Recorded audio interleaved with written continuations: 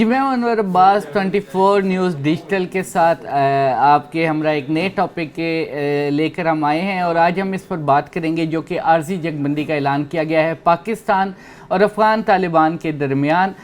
گزشتہ کئی دنوں سے جھڑپوں کا سلسلہ جاری تھا دونوں ممالک کے درمیان، اور افغان طالبان کی جارحیت کے بعد پاک فوج کو مجبوراً لیکن ایک منہ توڑ اور مؤثر جواب دینا پڑا۔ افغان طالبان کی جارحیت کا مختلف پوسٹوں کو نشانہ بنایا گیا۔ پاک فوج نے انتہائی کامیابی سے نہ صرف اپنے وطن کا دفاع کیا بلکہ دشمن کو ناکو چنے بھی چبا دیے، اور آج وزارت خارجہ کی جانب سے ایک بیان سامنے آیا جس میں کہ کہا گیا کہ افغان طالبان کی درخواست پر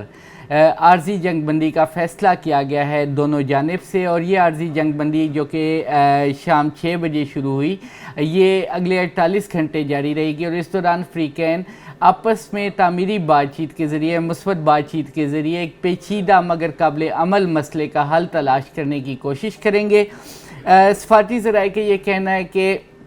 پاک افغان تنازع میں 3 ممالک کا اہم کردار رہا، جو کہ بنیادی طور پر یہ تینوں ممالک پہلے دن سے نہ صرف ان کے بیانات ہمارے سامنے آئے بلکہ عملی طور پر بھی یہ پاکستان اور افغان طالبان کے درمیان جنگ بندی کی کوششیں کر رہے تھے، اور ان 3 ممالک میں سعودی عرب، قطر اور ایران شامل ہیں۔ تنازع کے آغاز سے ہی ایرانی حکومت کا بیان سامنے آیا جس میں کہ انہوں نے پاکستان کو ثالثی کی پیشکش کی۔ اس کے علاوہ قطر اور سعودی عرب کی جانب سے بھی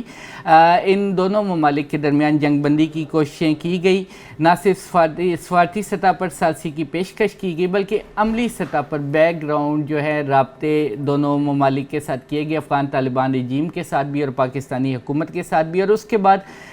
ذرائع کا یہ کہنا ہے کہ افغان طالبان کی جانب سے براہ راست بھی پاکستان کو جنگ بندی کا کہا گیا، درخواست کی گئی، جبکہ حالانکہ اگر ہم ان کے ایکس ہینڈل پر جائیں تو افغان ترجمان کی جانب سے کہا جا رہا ہے کہ پاکستان نے درخواست کی، جبکہ حقیقت میں افغان طالبان کی جانب سے یہ درخواست کی گئی تھی عارضی جنگ بندی کی۔ ان جھڑپوں میں بنیادی طور پر سعودی عرب، قطر اور ایران کا ایک اہم کردار رہا۔ جنگ بندی کے حوالے سے دونوں ممالک سے بار بار رابطے کیے گئے، اور زیادہ اہم کردار جو ہے قطر اور سعودی عرب کی جانب سے تھا۔ جیسا کہ آپ جانتے ہیں قطر میں طالبان کا آفس بھی تھا، اور دوحہ مذاکرات بھی قطر میں، اور قطر کے کافی گہرے روٹس موجود ہیں افغان طالبان کے اندر۔ سعودی عرب نے بھی اپنا کردار ادا کرنے کی بھرپور کوشش کی ان جھڑپوں کے دوران جنگ بندی کے حوالے سے، لیکن ہر بات جو بات آڑے آ رہی تھی وہ افغان طالبان حکومت کی ہٹ دھرمی اور بھارت کی جانب سے ان کو ملنے والی پشت پناہی تھی۔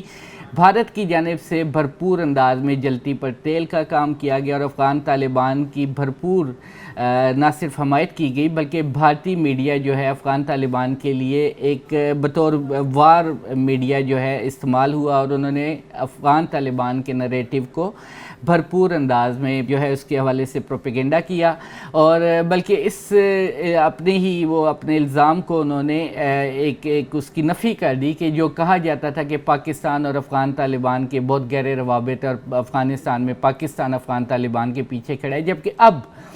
دنیا کے سامنے اصل صورتحال آ رہی ہے کہ کون افغان طالبان کے ساتھ کھڑا ہے۔ اس میں کوئی دوسری بات نہیں ہے، بھارتی میڈیا نے افغان طالبان کا ساتھ دیا، بھارتی حکومت نے افغان طالبان کا ساتھ دیا، اور یہی افغان وزیر خارجہ ملا امیر متقی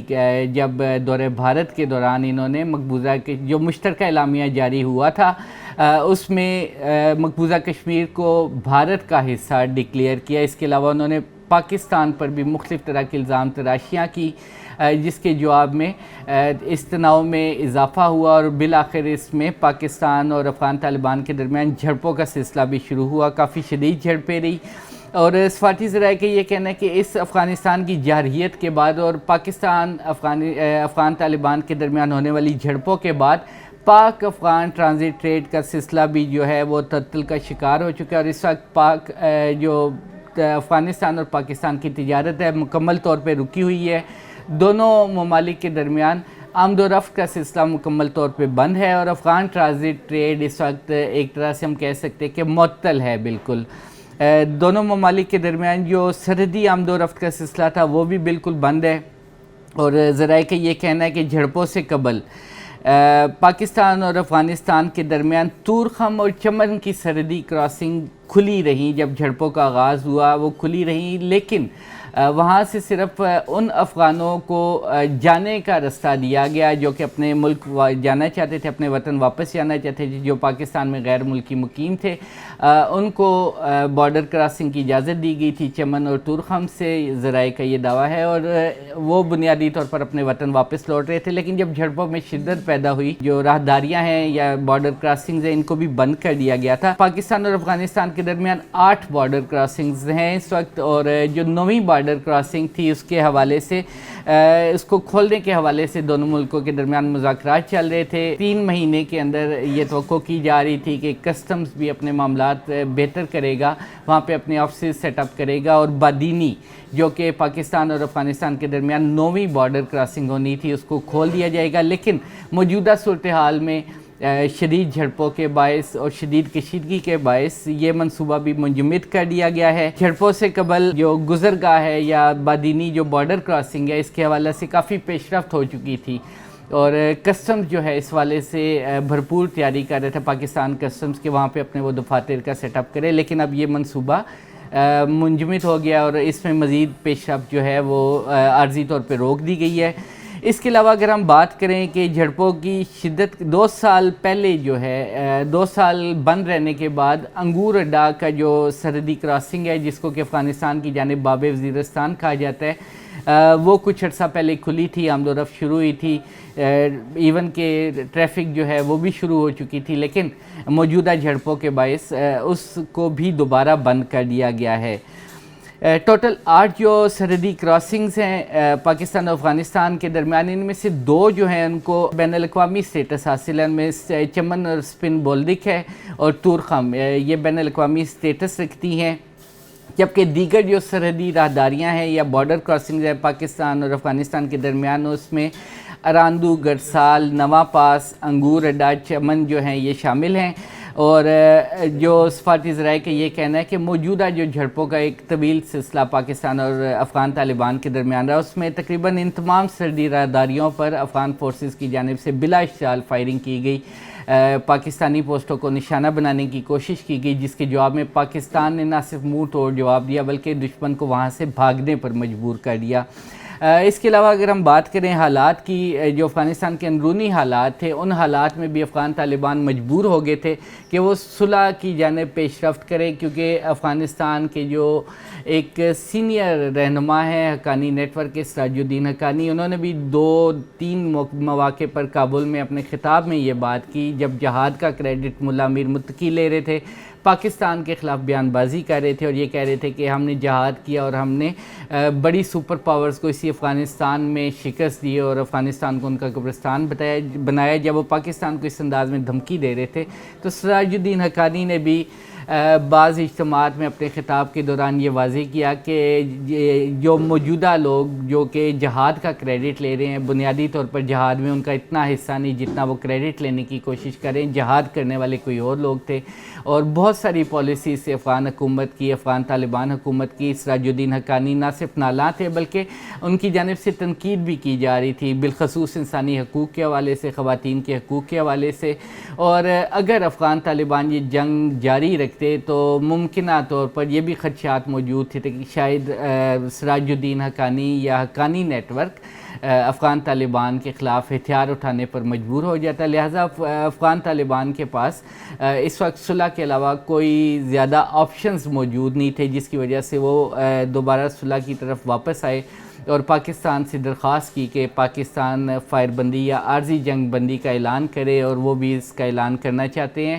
اور اس کے علاوہ اگر ہم آنے والے دنوں کی بات کریں تو یہ اختلافات جو کہ حقانی نیٹ ورک، سراج الدین حقانی اور افغان طالبان حکومت کے درمیان ہے، یہ مزید شدت اختیار کریں افغان طالبان کی سخت گیر پالیسیز کی وجہ سے۔ نہ صرف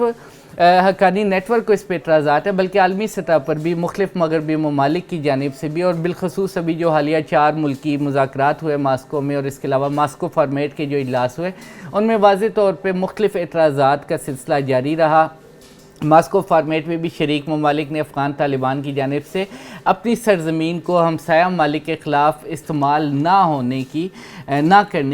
ہونے دینے کی درخواست کی۔ اس کے علاوہ انہوں نے اس بات پر زور دیا کہ افغانستان کے اندر جو دہشت گرد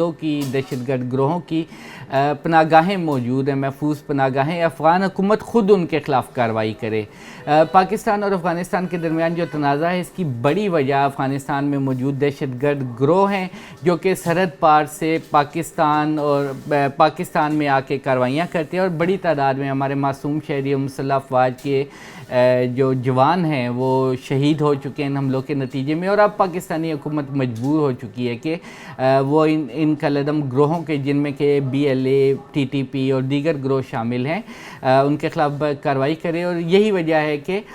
پاکستانی حکومت کی جانب سے، پاکستانی مسلح افواج کی جانب سے جب افغانستان کی جارحیت سامنے آئی تو بھرپور انداز میں اس کا جواب دیا گیا، اور ان دہشت گرد گروہوں کو بھرپور انداز میں نشانہ بنایا گیا۔ اور اگر ہم بات کریں آنے والے دنوں کی، تو یہ بھی توقع کی جا رہی ہے کہ آنے والے دنوں میں جو مختلف ممالک ہیں افغانستان میں، مغربی ممالک ہیں، افغانستان میں موجود جو اپوزیشن گروہ ہیں، حقانی نیٹ ورک ہے جیسے کہ وہ بھی افغان حکومت پہ تنقید کر رہا ہے، اس کے علاوہ شمالی اتحاد کے وہ گروہ بھی موجود ہیں، ابھی تک وہ لوگ بھی موجود ہیں، ان کے ہم خیال افراد بھی موجود ہیں جو کہ اس طالبان حکومت سے سخت نالاں ہیں انسانی حقوق کی خلاف ورزیوں پہ، تعلیم پہ، خواتین کے حقوق کی خلاف ورزیوں کے حوالے سے۔ اور یہ توقع کی جا رہی ہے کہ آنے والے دنوں میں یا تو افغان طالبان کو ان معاملات میں ایک کھلے دل کا مظاہرہ کرنا ہوگا اور ان کی گارنٹی دینی ہوگی انسانی حقوق کی، ان خواتین کے حقوق کی، وگرنہ یہ جو ایک لاوا پک رہا ہے افغانستان کے اندر، یہ مزید شدت اختیار کرے گا، اور آنے والے دنوں میں جو افغان طالبان حکومت کے لیے مزید مشکلات پیدا ہوں گی۔ وہ پہلی مشکلات میں ان کے فنڈ اس وقت فریز ہیں، افغان طالبان کے بینکنگ سسٹم میں کافی ایسے معاملات ہیں جو کہ افغان طالبان کے لیے ان کی مشکلات میں اضافہ کر رہے ہیں۔ اس کے علاوہ اگر ہم بات کریں UN کی جو پابندیوں والی لسٹ ہے، فہرست ہے، اس میں بھی افغان طالبان کا نام ہے۔ تو بہت ساری ایسی اصلاحات ہیں جو کہ افغان طالبان کو کرنی ہوگی، اور سب سے بڑھ کے یہ کہ اپنی سرزمین کے استعمال کو اپنے ہمسایہ ممالک کے خلاف روکنا ہوگا کہ ان کی سرزمین سے دہشت گرد گروہ ان کے ہمسایہ ممالک کو نشانہ نہ بنائیں، ادروائز یہ کہ ان کے لیے وہاں پر حکومت جو ہے وہ انتہائی مشکل ہوتی جائے گی۔ اب تک کے لیے اتنا ہی، اس کے بعد پھر آپ کی خدمت میں حاضر ہوں گے، تب تک کے لیے اللہ حافظ۔